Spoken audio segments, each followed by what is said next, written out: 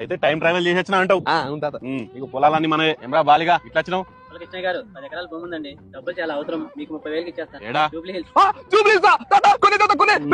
అంత ఉత్తదే అన్ని రాళ్ళు గుట్టలు. మరి 3,000 ఇస్తావా? రాదండి, మురళీమోహన్ గారు 10,000 ఇస్తానన్నారు, ఆయనకి ఇచ్చేస్తాను. అయితే ఆ మనిషికి అమ్ముకో. అది కోత అరే ఇప్పుడు ఇంకో ఆట నా ఊరు అవుతా 50 ఎకరాలు పెడతా. ఊరవతల 100 ఎకరాలు పెట్టి.